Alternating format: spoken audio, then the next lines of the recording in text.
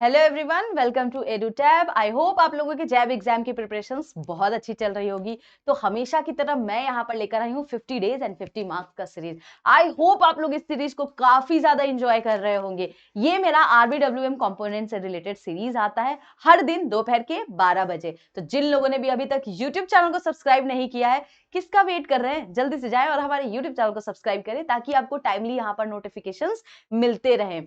यहां पर हम जितने भी प्रीवियस ईयर में रिपीटेड क्वेश्चंस जिस कॉन्सेप्ट से आए हैं उस कॉन्सेप्ट को यहां पर लेकर आते हैं आपके लिए। तो आज मैं यहाँ पर एक नया कॉन्सेप्ट लेकर आई हूं जिससे एग्जाम्स में काफी ज्यादा क्वेश्चंस पूछे जाते हैं। तो आज हम उसको यहाँ पर देखेंगे।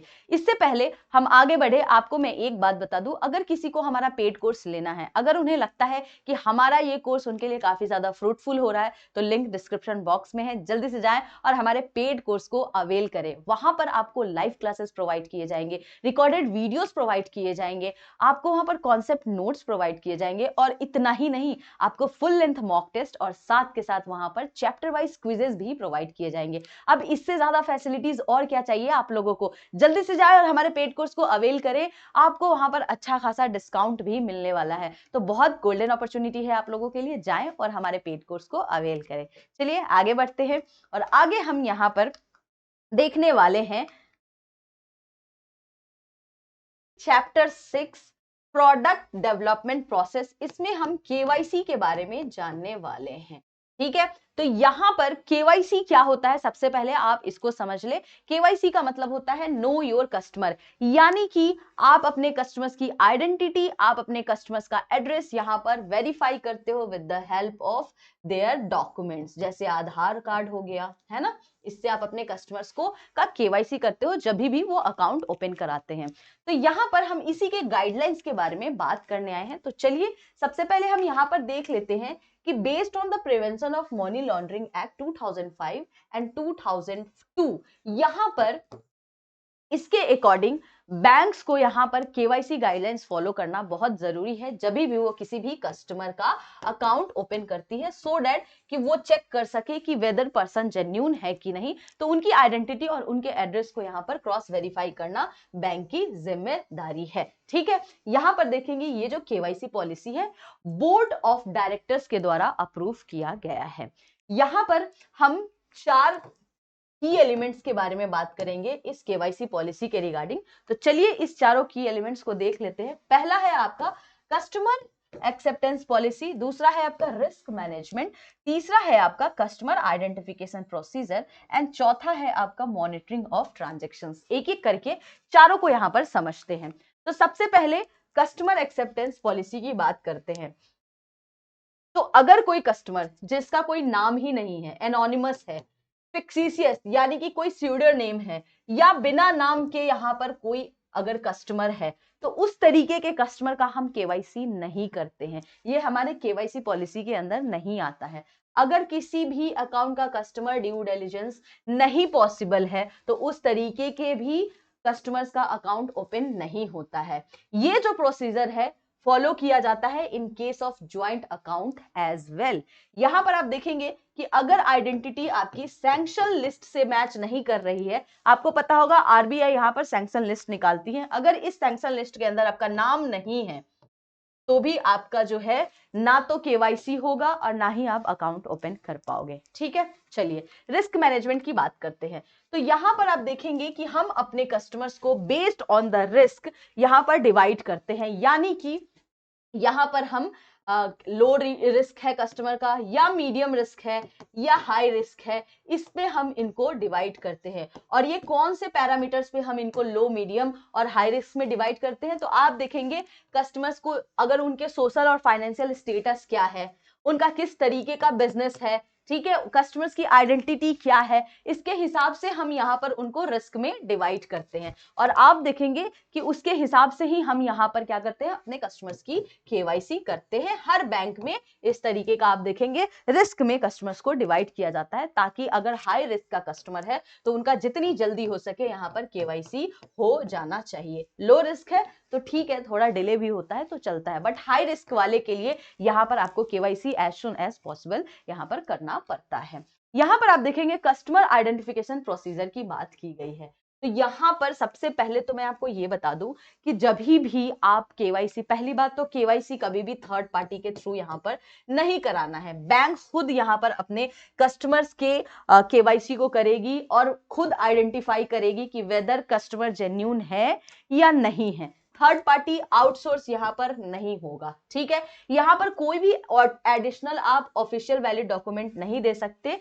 जो आपका यहां पर ऑफिशियल वैलिड डॉक्यूमेंट के यहां पर जो आपको लिस्ट प्रोवाइड किए गए हैं, उसके अलावा कोई भी दूसरा आप यहां पर नहीं सबमिट करेंगे। जैसे आपका पासपोर्ट होता है, ड्राइवरी लाइसेंस है, वोटर आईडी कार्ड है, जॉब कार्ड है, आधार कार्ड है, और आपका जो लेटर होता है नेशनल पॉपुलेशन रजिस्टर पे, ये वाले लेटर, अगर ये सब आपके पास है तो ये आपका ऑफिशियल वैलिड डॉक्यूमेंट होता है। इसके अलावा आपका कोई भी ऑफिशियल वैलिड डॉक्यूमेंट जो है एडिशनल जो लिस्ट में नहीं है, वो आपका ओवीडी नहीं माना जाता है। यहां पर कुछ और ओवीडी देखेंगे जो कि आपका यहां पर दिखा रहा है कि अगर आपके पासपोर्ट में, आधार में अगर आपका अपडेटेड नहीं है एड्रेस, तो आप कौन सा यहां पर ओवीडी यूज कर सकते हैं। तो यूटिलिटी बिल होती है आपका, म्युनिसिपल टैक्स रिसिप्ट होता है, पेंशन या फैमिली पीपीओ होता है, लेटर ऑफ अलॉटमेंट्स वगैरह होते हैं, जो अकोमोडेशंस दिया जाता है फ्रॉम एम्प्लॉयर। इसके अलावा आप देखेंगे कि ये सब जब आप सबमिट करते हो तो ये कितना 3 मंथ से ज्यादा पुराना अपडेट नहीं होना चाहिए। मतलब 3 मंथ मैक्सिमम है, और 3 मंथ के अंदर अगर ये अपडेटेड है तो इसका मतलब है आप इसको यहां पर सबमिट कर सकते हैं एज अ ओवीडी, ठीक है। अब यहां पर कुछ और भी डॉक्यूमेंट्स हैं, उसके बारे में देख लेते हैं। तो यहां पर आप कस्टमर्स का केवाईसी वेरिफिकेशंस कैसे कर सकते हो, तो आप ई केवाईसी सर्विस भी कर सकते हो। यूआईडीएआई का प्लेटफॉर्म है, ऑनलाइन वेबसाइट है, आप यहां पर सरकार का वेबसाइट है, यहां पर जाएंगे और आप अपने कस्टमर्स का ई केवाईसी भी कर सकते हैं। वहां पे आपको 1 फोटोग्राफ्स और अदर डॉक्यूमेंट्स में आपको देखेंगे कि आपको पता चल जाएगा कि कस्टमर्स का नेचर ऑफ बिजनेस क्या है, ठीक है। और यहाँ पर पूरी केवाईसी पॉलिसी पूरी अच्छी तरीके से यहाँ पर फॉलो की जाती है। तो आप यहाँ पर ऑनलाइन भी ई केवाईसी कर सकते हो। एक वर्चुअल वहां पर कार्ड कस्टमर्स का निकल के आता है, आधार कार्ड, उसमें उनकी सारी डिटेल्स वगैरह प्रोवाइड की हुई होती है, साथ में उसके फोटोग्राफ्स भी लगे होते हैं, सिग्नेचर भी उसमें होता है, ठीक है। अब हम यहाँ पर बात कर लेते हैं पैन और आधार के बारे में। तो यहां पर देखेंगे as per the prevention of money laundering act amendment 2017, जो मैंडेटरी डॉक्यूमेंट्स हैं आइडेंटिफिकेशंस के लिए, वो है आपका आधार और पैन, ठीक है। अगर आपके पास पैन नहीं है तो आपके पास एक डिक्लेरेशन फॉर्म होता है 60, आप वो भी प्रोवाइड कर सकते हो बैंक को। एक्सेप्शंस के केस में अगर मैं बात करूं यहाँ पे, तो under the rule 114B income tax rule, आपका जो अगर टाइम डिपॉजिट लेस देन 50,000 है या बीएसबीडीए के अकाउंट है, वो basic saving bank deposit account, जिसके बारे में मैंने आपको काफी बार बताया है, अगर ये लेस देन इसके हैं तो यहां पर आपको पैन वैन कार्ड की जरूरत नहीं होती है। लेस देन 50 है, कोई पैन कार्ड की जरूरत नहीं है। बेसिक आपका सेविंग बैंक डिपॉजिट अकाउंट है, वहां पे भी आपको पैन की जरूरत नहीं है। लेकिन अगर आपका कैश डिपॉजिट ग्रेटर देन 50,000 है तो आपके लिए पैन का रिक्वायरमेंट हो जाता है, ठीक है। तो आपको ये याद रखना है, कभी कभी एग्जाम में इस तरीके के क्वेश्चंस भी पूछ लेते हैं कि ग्रेटर देन 50,000 है तो पैन रिक्वायर्ड है या नहीं है, लेस देन है तो रिक्वायर्ड है कि नहीं, ठीक है। नाउ यहां पर अब हम मॉनिटरिंग ऑफ ट्रांजैक्शंस, किस तरीके से हम ट्रांजैक्शंस की मॉनिटरिंग करते हैं उसके बारे में यहां पर बात करने वाले हैं। तो यहां पर हम क्या करते हैं, वीडियो बेस्ड कस्टमर्स का आइडेंटिफिकेशन प्रोसेस करते हैं, यानी कि हम यहां पर फेशियल रिकॉग्निशन का यहां पर यूज करते हैं, मेथड्स का यूज करते हैं अपने कस्टमर्स के आइडेंटिफिकेशन को अंडरस्टैंड करने के लिए। आप देखते होंगे कि कभी कभी कस्टमर आपका पुणे का है, आप उसका अकाउंट जो है वेरीफाई कर रहे हैं दिल्ली में बैठ के, तो अब पॉसिबल तो नहीं है कि कस्टमर पुणे से दिल्ली पहुंच जाए, तो आप यहां पर क्या करते हो, वीडियो कॉल करते हो।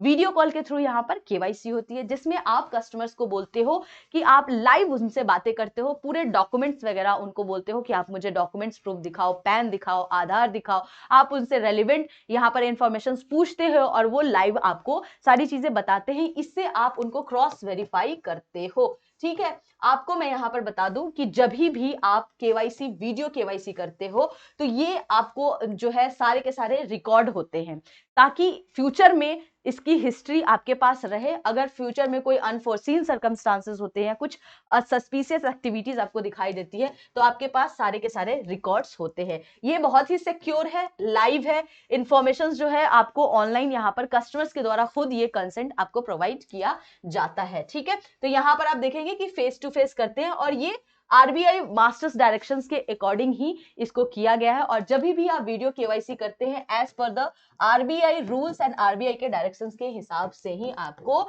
इसको फॉलो करना होता है। ठीक है, तो इस तरीके से हम क्या करते हैं, अपने कस्टमर्स की मॉनिटरिंग करते हैं। आई होप आपको ये सारी चीजें समझ में आ गई होगी। तो चलिए इससे ना क्वेश्चंस देख लेते हैं कि किस किस तरीके के क्वेश्चंस आ सकते हैं एग्जाम में। तो which of the following are the official valid documents for opening a bank account. आपके पास 3 ऑप्शंस है, यानी कि पासपोर्ट है, आधार कार्ड है और जॉब कार्ड है अंडर मनरेगा। तो तीनों का तीनों जो है आपका ओवीडी डॉक्यूमेंट है। तो हमारा आंसर क्या होगा, आंसर डी यहां पर करेक्ट होगा। नेक्स्ट क्वेश्चन है विच of the statements is incorrect. अब आपको स्टेटमेंट्स पढ़ के इनकरेक्ट और करेक्ट बताना है। जब भी आप एग्जाम की तैयारी कर रहे हो या एग्जाम में जा रहे हो, प्लीज गाइज मैं हर बार आप लोगों को बोलती हूँ क्वेश्चंस को ध्यान से पढ़ेंगे, क्योंकि अगर करेक्ट और इनकरेक्ट को ढंग से नहीं पढ़ा, आंसर्स गलत लगा के आ जाएंगे और घर आके बहुत खुश होंगे कि अरे वाह हमने तो सही जवाब देकर आए हैं। बाद में पता चलता है अरे हमने तो क्वेश्चन ही गलत पढ़ लिया था। तो यहां पर आपको देखना है करेक्ट लिखा है या इनकरेक्ट। क्वेश्चन में इनकरेक्ट है तो आपको इनकरेक्ट बताना है। कभी कभी हम जल्दीबाजी में ना गलत पढ़ के गलत आंसर्स लगाते हैं, ऐसा नहीं करना है। और एक बार अगर ये हैबिट आपकी बन गई ना, एग्जाम में भी यही हैबिट रहने वाली है, फिर यहां पर दिक्कत आ जाती है। तो चलिए क्वेश्चन इनकरेक्ट पूछ रहा है तो स्टेटमेंट पढ़ लेते हैं। Under PMLA Act 2017, a PAN card is necessary for KYC. Rule 114 of Income Tax Rule grants exemptions from PAN requirement for BSBDA account. If the cash deposits are greater than 1 lakh, then PAN is mandatory even for the BSBDA account or none of the above. अब मैंने आपको pan card के बारे में बहुत अच्छे से अभी जस्ट बताया था, तो इसका करेक्ट आंसर क्या होगा, करेक्ट आंसर होगा इसका ऑप्शन नंबर सी। क्योंकि मैंने आपको बताया था पैन कार्ड में अगर 50,000 से अबव अगर कैश डिपॉजिट है तो पैन कार्ड मैंडेटरी होता है। बीएसबीडीए का तो मैंने बोला ही नहीं कि बीएसबीडीए में आपको पैन कार्ड का जरूरत होता है, बिल्कुल जरूरत नहीं होती है। ठीक है, तो आपका ऑप्शन कौन सा सही है, सी। नेक्स्ट क्वेश्चन है Which of the following documents are considered valid for the KYC verifications? अब आपके पास 4 ऑप्शंस हैं, यानी कि Aadhaar card, passport, driving licence, ration card, student ID, library card, utility bill, rental agreement, PAN card, birth certificate, marriage certificate and voter ID. आपको हमेशा ना जो ये ओवीडी वगैरह होते हैं ऑफिशियल वैलिड डॉक्यूमेंट, याद रखने हैं कौन कौन से ऑफिशियल वैलिड डॉक्यूमेंट है। एग्जाम में क्वेश्चन आ जाता है और अगर हल्का सा ढंग से ध्यान से अगर पढ़ दिया होता तो शायद आपको ओवीडी याद होता और इस क्वेश्चन का आंसर आप करेक्ट कर पाते। तो मैं यहां पर बता दूं इसका करेक्ट आंसर क्या होगा, इसका करेक्ट आंसर है ऑप्शन नंबर ए, यानी कि आधार, पासपोर्ट और डीएल जो है आपका ओवीडी है। ठीक है, चलिए ये आपके एग्जाम्स में आए हुए बाय द वे क्वेश्चन है, आप देख सकते हैं किस तरीके के क्वेश्चंस एग्जाम में पूछते हैं। कॉन्सेप्चुअल बेस्ड क्वेश्चन होते हैं, वो क्रॉस चेक करते हैं कि आपने कितने अच्छी तरीके से कॉन्सेप्ट को अंडरस्टैंड किया है। ठीक है, चलिए आगे चलते हैं। विच of the following is incorrect regarding VCIP, यानी कि वीडियो जो हमने अभी मॉनिटरिंग देखा था उसके बारे में, यहाँ पर मॉनिटरिंग ऑफ जो ट्रांजैक्शंस देखा था उसके बारे में पूछ रहा है। तो आपके पास 4 ऑप्शंस है, यानी कि printed copy of e PAN, customer due diligence, GPS stamp या audit trail is not necessary. तो कौन सा इसमें से इनकरेक्ट है आपको ये बताना है। ठीक है, तो यहां पर क्या होगा, audit trail is not necessary, बिल्कुल गलत है। जब भी आप वीडियो फेस टू फेस यहाँ पर कस्टमर्स के साथ जब उनकी केवाईसी वगैरह को क्रॉस वेरीफाई करते हो, आप देखेंगे कि आपका जो ऑडिट ट्रेल जो होता है यहाँ पर नेसेसरी होता है। हर चीज यहाँ पर आपको देखिएगा कि रिकॉर्ड होता है फॉर द पर्पस ऑफ कि बाद में हम इसको फ्यूचर में इसको हिस्ट्री को रिकॉर्ड करके रखेंगे तो फ्यूचर में हम इसको क्रॉस वेरीफाई कर सकते हैं अगर कुछ यहाँ पर सस्पिशियस एक्टिविटीज दिखाई देती है तो इस अकाउंट में। ठीक है, तो ये हमारा इनकरेक्ट है। नेक्स्ट क्वेश्चन यहाँ पे देखिए, ये जून में आया हुआ क्वेश्चन है। नेक्स्ट क्वेश्चन यहां पर देखेंगे कि under KYC guidelines what is the purpose of monitoring transactions. तो आपके पास यहां पर 4 ऑप्शंस हैं। To provide account statement, to identify and prevent suspicious और fraudulent activities, to facilitate customer feedback और to offer personalised financial advices. ये आपका सवाल है और इस सवाल का जवाब आप लोगों को कमेंट सेक्शंस में देना है। गाइस प्लीज आप लोग एक्टिवली पार्टिसिपेट करें। आप ही के लिए ये वीडियो बनाया जाता है ताकि आप एग्जाम में अच्छे तरीके से क्वालिफाई कर सको, अच्छे मार्क्स ला सको, ठीक है। तो प्लीज आप सभी से रिक्वेस्ट है, आप लोग प्लीज प्लीज प्लीज पार्टिसिपेट करें ताकि आप एग्जाम अच्छी तरीके से RBWM कंपोनेंट को क्वालिफाई कर सको। तो आप सभी का जवाब मुझे कमेंट सेक्शंस में आना चाहिए। कोई भी डाउट होता है let me know in the comment sections, ताकि मैं उसको आपको रिजॉल्व करके दे सकूं, है ना। आपके एग्जाम्स आ रहे हैं, पास है आपके एग्जाम्स, तो तैयारी कीजिए अच्छी तरीके से और ये फ्री सीरीज का फुल फायदा उठाइए, क्योंकि सारे के सारे यहाँ पर आपको कंटेंट अच्छे खासे मैं आपको जो प्रीवियस ईयर में आ रखे हैं वही लेकर आती हूँ। आपको मैं क्वेश्चंस भी दिखाती हूँ कि प्रीवियस ईयर में किस तरीके के आए थे। तो आई होप आप लोग इसको बहुत ज्यादा इंजॉय करते होंगे। यहाँ पर आप लोगों को अगर कोई भी कोर्स रिलेटेड जानकारी लेनी है कॉल कर सकते हैं आप हमें यहाँ पर मेल भी कर सकते हैं। कहाँ मेल करेंगे आप हमें? hello@edutab.co.in पे। इसी तरीके से पढ़ाई करते रहे, मोटिवेटेड रहे। अब मिलेंगे हम लोग नेक्स्ट वीडियो में।